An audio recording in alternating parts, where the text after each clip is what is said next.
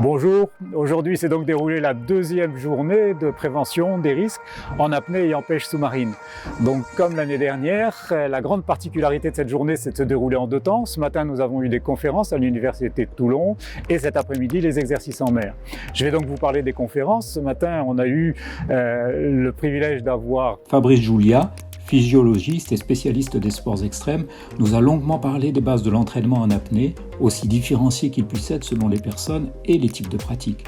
Je retiendrai en synthèse que pour le loisir, il faut travailler exclusivement sur la phase de bien-être et réserver le travail sur la phase de lutte pour le haut niveau, avec une équipe complète autour de soi, entraîneur, nutritionniste, médecin, physiologiste. Le docteur Arnaud Druel, médecin-chef à l'école de Saint-Mandrier, a exposé un cas rare d'accident qu'il a géré lorsqu'il était au caisson de la Chia Sainte-Anne, le Taravana, devenir fou. Le fait extraordinaire est que l'apnéiste a filmé sa plongée accidentogène, film qui nous a été projeté et commenté en séance.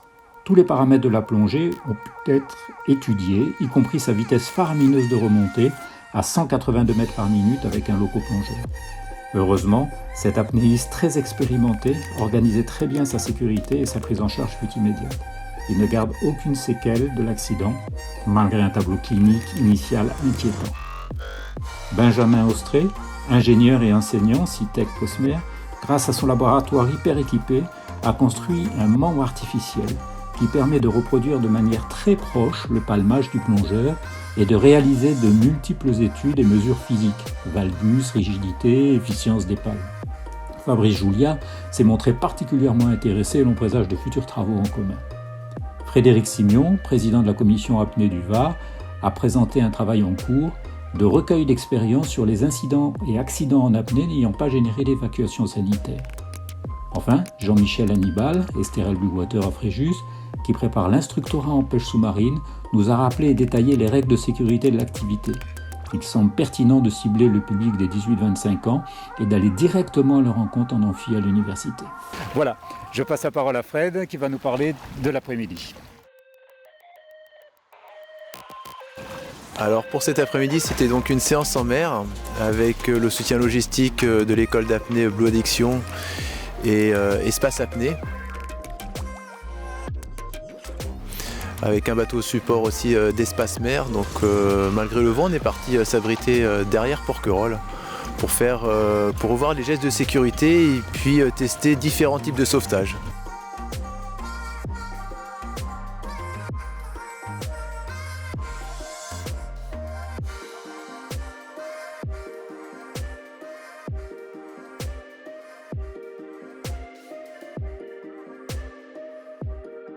Ce sont à la fois des sauvetages mis en condition pour des chasseurs.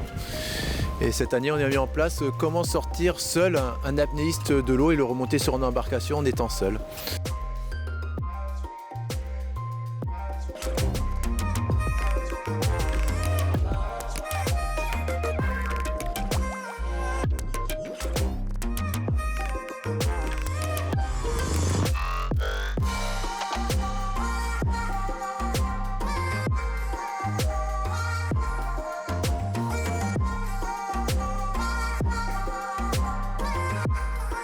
Après, plus spécifiquement sur l'apnée, on a fait différents types de sauvetages avec des sauvetages qui étaient réalisés à partir d'entraînements sur bouée et des entraînements avec des bateaux avec des systèmes de potence. Et donc on a pu, avec les apnéistes et les moniteurs, tester les différentes efficacités et se rendre compte de la complexité de ces différentes techniques.